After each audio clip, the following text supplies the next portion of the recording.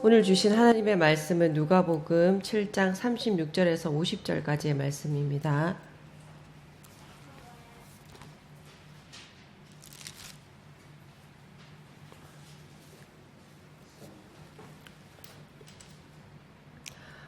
(36절에서) (50절까지의) 말씀 좀 긴 듯 하지만 우리 한 절씩 나누어서 교독해 보도록 하겠습니다. 한 바리새인이 예수께 자기와 함께 잡수시기를 청하니 이에 바리새인의 집에 들어가 앉으셨을 때에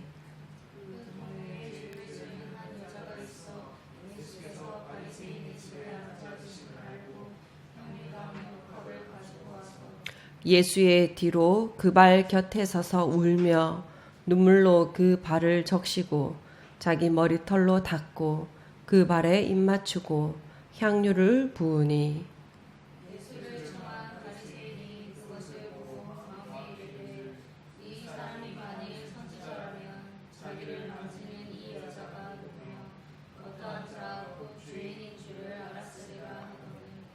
예수께서 대답하여 이르시되 시몬아 내가 네게 이를 말이 있다 하시니 그가 이르되 선생님 말씀하소서.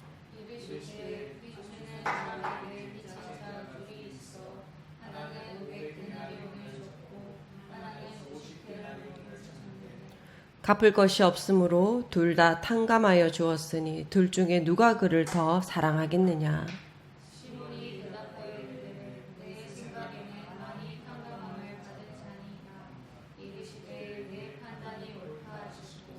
그 여자를 돌아보시며 시몬에게 이르시되 이 여자를 보느냐. 내가 내 집에 들어올 때 너는 내게 발 씻길 물도 주지 아니하였으되 이 여자는 눈물로 내 발을 적시고 그 머리털로 닦았으며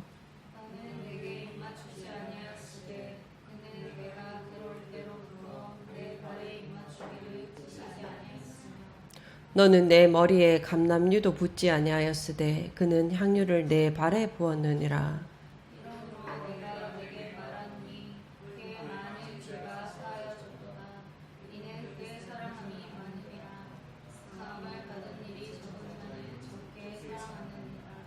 이에 여자에게 이르시되 내 죄 사함을 받았느니라 하시니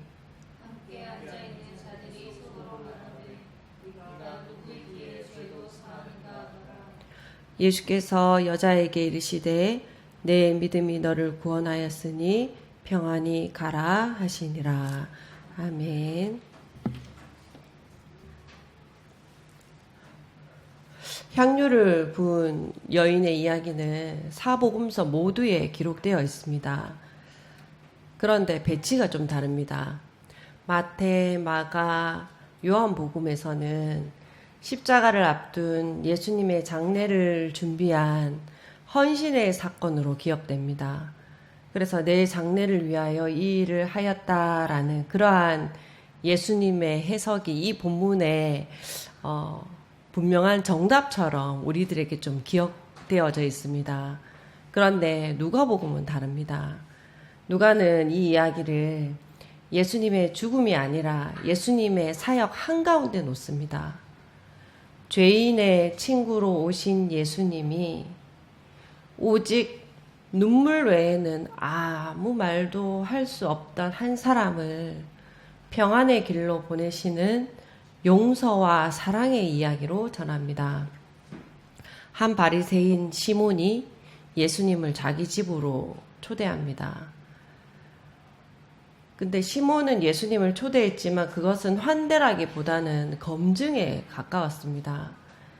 예수님을 모시긴 했지만 마음은 열지 않은 그러한 식탁이었습니다. 그런데 그 어쩌면 냉랭한 식탁의 자리에 초대받지 않은 한 여인이 들어옵니다. 성경은 이 여인을 그 동네에 죄 지은 한 여자라고 부릅니다.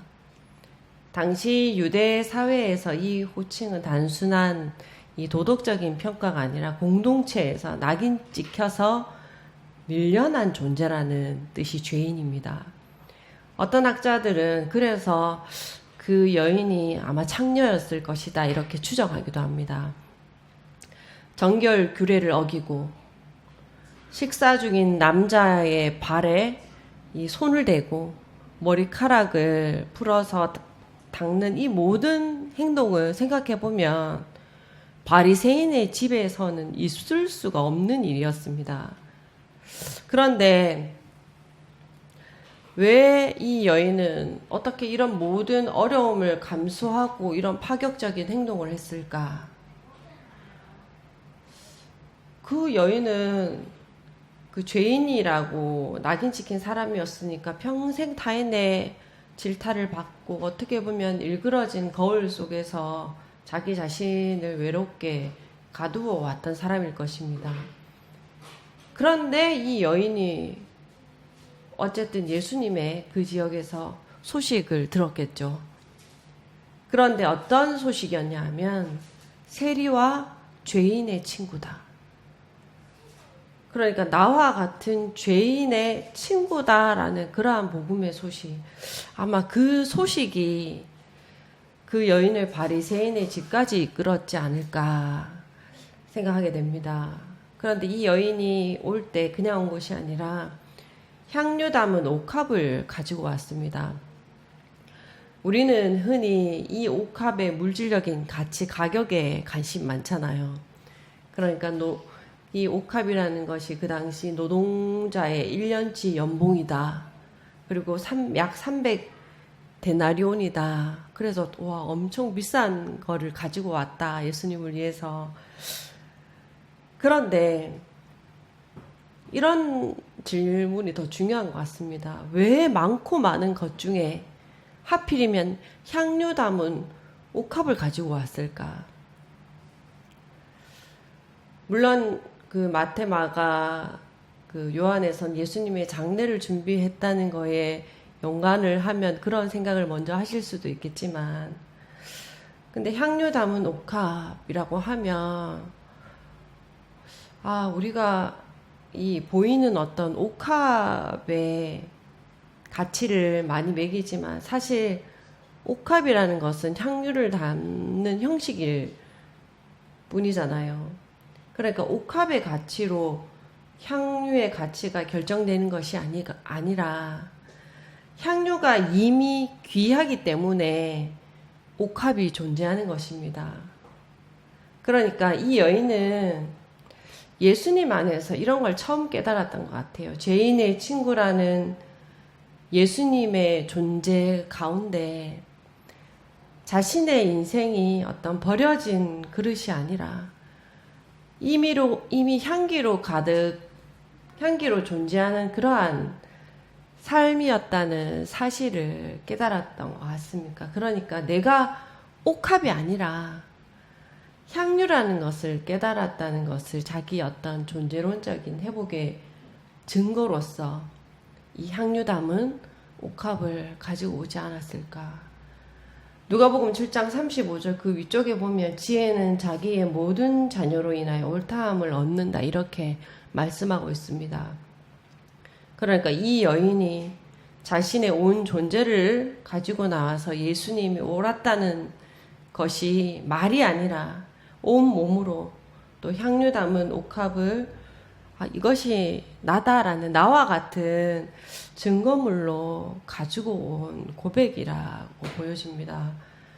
여인은 예수님의 뒤 그 발 곁에 서서 울면서 눈물로 그 발을 적십니다. 그리고 자기 머리털로 닦고 그 발에 입 맞추고 향유를 붓습니다. 이러한 모습들은 자기 존재의 가장 낮은 곳에서 드리는 극도의 경애와 사랑입니다. 유대 여인에게 머리털이라는 것은 머리카락은 자신의 영광과 또 어떤 자기의 자존심을 상징했습니다. 그러니까 자신의 가장 영광스러운 부분으로 예수님의 가장 낮은 부분이라 할 수 있는 발을 닦았다는 것은 예수님이 바닥까지 내려와 친구가 되어 주셨기 때문에 이제 내 바닥은 수치가 아니라 주님을 만나는 주님을 만나는 성소가 되었음을 눈물로 응답한 고백의 아주 귀한 모습이라 여겨집니다. 그런데 이 모습을 지켜본 바리새인 시몬은 속으로 생각합니다. 이 사람이 선지자라면 이 여자가 어떤 사람인지 알 텐데. 그러니까 이 마음에서 예수님을 청했던 목적이 자기 평판이라는, 그러니까 자기의 옥합을 더 빛나게 하려고 예수님을 이용했고, 또 이 자리를 만들어서 마치 보험에 들듯 체면질에 하는 것도 나쁘지 않는다라는 그러한 계산이 깔려 있음을 알 수 있습니다. 그래서 바리새인과 이 여인을 번갈아 보면서 예수님을 초대한 건 바리새인인데 정작 자기 마음은 열지 않았고, 이 여인은 바리새인 집 근처에도 올 수 없는 사람이었는데 참 자기 영혼의 문을 활짝 열고 있는 그러한 참 대조적인 모습이 이렇게 보이더라고요. 그러니까 옥합에 비유하면 시몬의 옥합은 단단하고 화려하지만 속은 비어있고 자기 의로 가득 차 깨트릴 수밖에 없는 그러한 교만의 옥합이라고 할 수 있고, 이 여인은 겉은 투박하고 또 깨진 자국 많지만 그 안에서 참 진실한 사랑이 흘러나오는 그러한 겸손한 옥합으로 보입니다.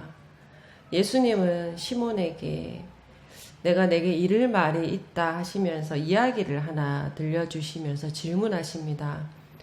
두 빚진 사람의 비유를 들려주시잖아요.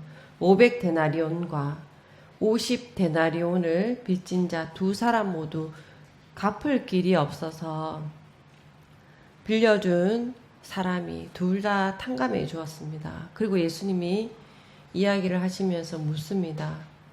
누가 그를 더 사랑하겠느냐? 시몬은 많은 탕감을 받은 자라고 대답합니다.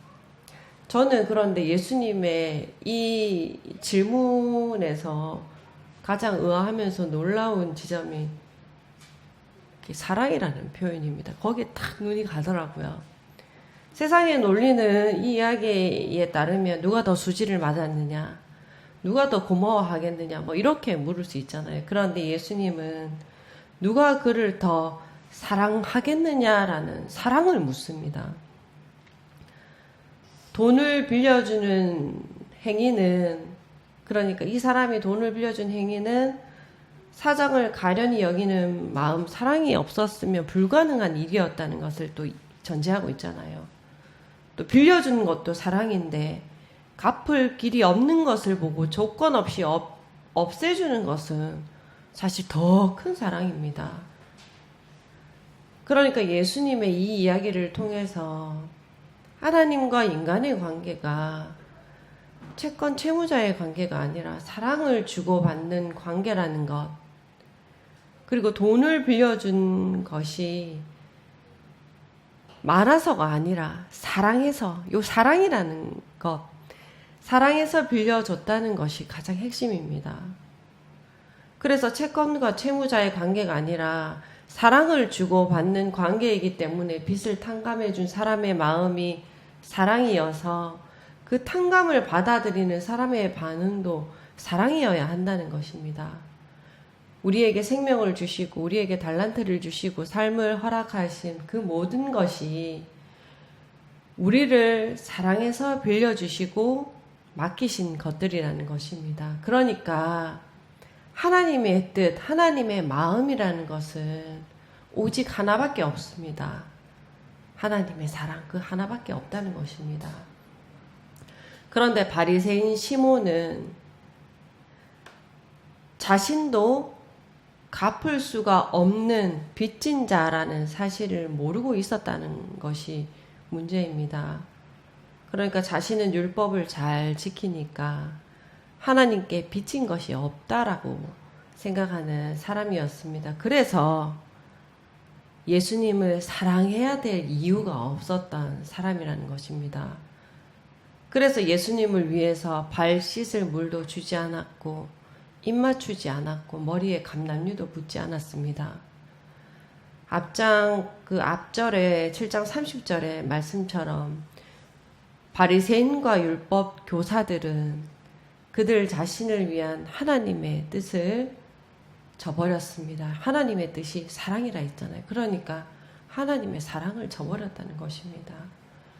하나님을 오직 채권자나 심판관으로 두었기 때문에 정작 자신들을 사랑하러 오신 예수님을 발 씻을 물조차 아까운 손님으로 대접한 것입니다. 그런데 이 여인의 행동을 보면 정말 억지로라도 절대 할 수 없는 그러한 사랑의 노동이잖아요. 억지로 하는 순종은 물은 떠올 수 있어도 눈물을 쏟을 수는 없습니다. 이 빚을 졌다는 빚의 핵심은 500데나리온이든 50데나리온이든 나는 절대 스스로 갚을 수 없다라는 절망이 있는 거잖아요. 여인은 자신이 진짜 파산 상태, 아무것도 할 수 없다는 것을 알았기 때문에 예수님께서 내 빚을 다 탕감해 주시는 그 앞에 정말 전부를 던질 수가 있었습니다. 우리가 사는 세상은 늘 행위와 결과에 따른 보상을 요구합니다. 잘못을 했으면 벌을 받아야 하고 빚을 졌으면 죽을 힘을 다해 갚아야 하는 것이 밑도 끝도 없는 세상의 법칙이잖아요. 그런데 복음의 세계에서는 갚을 능력이 없음을 인정할 때에 사랑으로 탕감받게 되는 그러한 세계가 복음의 세계입니다. 자신이 괜찮은 사람이라고 믿는 사람들은 하나님의 사랑이 얼마나 큰지 절대 알 수 없습니다. 용서의 크기가 사랑의 크기를 결정하는 그 신비로운 복음의 세계를 절대 알 수 없습니다. 그래서 예수님은 47절에 이러므로 그의 많은 죄가 사하여졌다 말씀하시면서 그 이유가 그의 사랑함이 많기 때문이라 말씀해 주시는데 참 여기에서 정말 뭔가 말할 수 없는 그런 감동이 있더라고요. 죄인에게 가장 큰 은혜는 용서입니다. 그런데 여인이 오늘 예수님이 하신 이 말씀은 사랑했기 때문에 그 사랑의 행위로 용서받은 것이 아닙니다. 용서받았다는 사실이, 용서받았다는 그 증거가 그녀의 큰 사랑으로 드러난 것입니다. 예수님은 이미 그 여인의 마음속에 일어난 믿음과 용서의 사건이 사랑이라는 열매로 드러났음을 선포하신 것입니다. 그런데 47절에는 이 뒤에 이 말도 분명히 붙어져 있는데요. 사랑을 받는 일이 적은 자는 적게 사랑하느니라 라는 이 말씀도 주목할 지점입니다. 저는 이 말씀 속에 시몬의 초대에 응한 예수님의 이유가 있는 것 같더라고요. 그러니까 예수님은 시몬을 그냥 이 말씀을 통해 비난하는 것이 아니라 시몬뿐 아니라 우리가 가진 사랑의 결핍의 원인이 어디에 있는지 보여주시는 것 같습니다. 그러니까 예수님의 비유에서 예수님의 그 이야기는 두 사람 모두 500데나리온이든 50데나리온이든 이 두 사람 모두가 빚 갚을 능력이 없었다는 것이 중요합니다. 예수님은 그러니까 시몬을 이 비유 속에서 50데나리온 빚진 자로 설정하심으로써 너도 탕감이 필요한 존재다. X만 다를 뿐 너도 스스로 절대 갚을 수 없는 빚쟁이다라는 것을 말씀해 주시는 것 같아요. 그런데 시몬은 예수님을 식사에 초대했으니 나는 예의를 갖추었고 어느 정도 사랑을 표현했다라고 생각했을 것입니다. 그런데 그것은 50데나리온 정도의 감사라고 할까요? 자신의 체면을 깎지 않는 선에서의 보험 같은 사랑의 표현이었다고 그렇게 좀 보여집니다. 그런데 향유를 부은 여인은 전적인 헌신의 사랑이었잖아요. 그러니까 예수님은 시몬이 사랑이라고 부르던 그것이 얼마나 비어있는 옥합이었는지를 조용히 드러내십니다. 예수님은 이 말씀을 통해서 네가 얼마나 큰 빛에 탕감받아야 할 존재인지를 모르기 때문에 나를 사랑하지 못한 거란다 라는 것을 진실의 거울로 보여주신 것입니다. 그래서 나는 500데나리온의 용서에 감격하는 여인인지 50데나리온의 의무감에 갇혀서 사랑을 흉내내는 시몬인지 생각하게 되는 지점의 말씀입니다. 예수님은 여인의 이러한 모습을 보고 내 죄 사함을 받았다 이렇게 공식적으로 선포하시며 그녀를 옥죄던 과거의 사슬을 끊어버리고 마침표를 찍어 주셨습니다. 더 이상 빚쟁이들에게 쫓기듯 수치심에 쫓겨 살지 않아도 된다라는 그러한 갚을 수 없는 빚을 갚아야 하는 밑도 끝도 없는 세계를 끝내주셨습니다. 그래서 이제 죄인이라는 신분을 반납하고 사랑받는 자라는 그러한 새로운 존재의 정체성을 달고 나설 수 있게 되었습니다. 그런데 함께 있는 자들은 속으로 이런 의문이 들었습니다. 이가 누구이기에 죄도 사하는가? 이 구절에서 하나님의 뜻을 저버린 이들의 무지가 강력하게 드러나는 것 같습니다. 법과 절차가 지배하는 세상에 살고 있었기 때문에 예수님의 말 한마디로 빚이라는 죄가 사라지는 은혜를 도저히 알 수 없었을 것입니다. 그들에게 죄사함이라는 것은 제물을 바치고 제사장을 거치고 또 율법의 모든 그러한 체크리스트를 채워야 하는 노동이었습니다. 하지만 예수님은 사랑이라는 단 하나의 열쇠로 그 모든 절차를 단번에 건너뛰셨습니다. 그래서 그들에게 예수님은 자신들의 견고한 시스템을 무너뜨리는 가장 위험한 존재가 되었던 것입니다.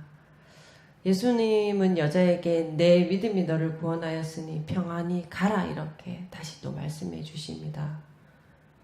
그러니까 예수님은 사랑의 주님의 눈뜨고 자신의 사랑으로 화답한 그것이 믿음임을 분명히 확증해 주셨습니다. 평안히 가라 이렇게 예수님께서 보내시는데 또 생각하게 되더라고요. 왜냐하면 이 여인이 울며 눈물을 흘리던 여인이었잖아요. 그런데 평안히 가라 그렇게 구원의 또 확증을 받은 이 여인이 이제는 울 일도 없고 서글플 이유도 없이 가는구나.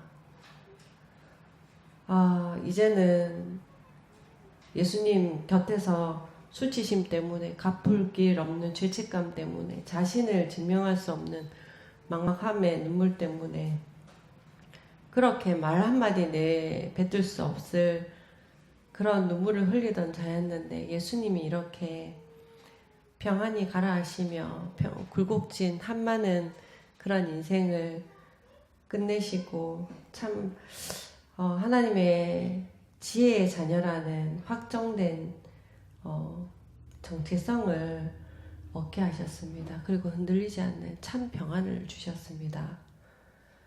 성경에서 하나님과의 관계가 복원되어 더 이상 정죄가 없는 상태가 평안이거든요.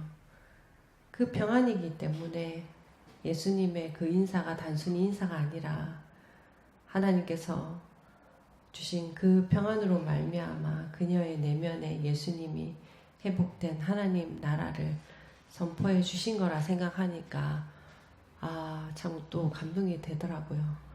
그리고 이건 저의 상상의 영역이긴 한데 평안이 어디로 갔을까 생각해 보게 되던데 아마 예전에 자신처럼 바닥에서 울고 있는 또 다른 이들에게 참 친구로 가는 걸음이지 않았을까. 예수님의 사랑을 전하는 그런 지혜의 자녀로 살아갈 것입니다. 그렇게 이 여인의 삶 자체가 향기의 종착지가 되었다는 이런 오늘의 말씀을 우리가 함께 기억하기를 원합니다. 그리고 이제 우리도 이 믿음을 따라 나 역시도 주님의 사랑 없이는 살 수 없는 사람입니다. 라는 그러한 믿음의 한 사람이기를 원합니다. 요즘에는 교회 때문에 푸념하고 속상해하고 시험에 든 사람이 엄청 많더라고요. 주로 만나는 사람이 그런 사람입니다. 그런데 내가 교회로 인하여 예수님을 만남으로 새 사람이 되었다라는 그런 사람을 참 만나기가 힘든데 그래서 우리가 또 말씀을 듣고 말씀을 봐야 될 것 같습니다. 이 여인이 나를 따라오라 이런 주님을 사랑하는 나를 따라오라 우리에게 말씀해 주시잖아요. 당당한 걸음으로 평안의 걸음으로 우리 역시 날마다 가는 모든 것이 말씀의 향기로 사랑의 향기로 남겨지길 축복하며 기도하겠습니다. 아버지 하나님, 말씀을 통하여 내가 옥합이 아니라 옥합 속에 담긴 향기였음을 내 생명의 정체성이 널리 끊임없이 향기로 남겨지는 이러한 생명이었음을 고백하는 이 고백이 우리의 고백이 되기를 원하고 이 여인의 믿음이 우리의 믿음이 되기를 원합니다. 가는 곳곳마다 우리 역시 이 믿음의 향기를 남겨가는 복된 지체들의 삶으로 축복하여 주옵소서. 예수님의 이름으로 기도드립니다. 아멘.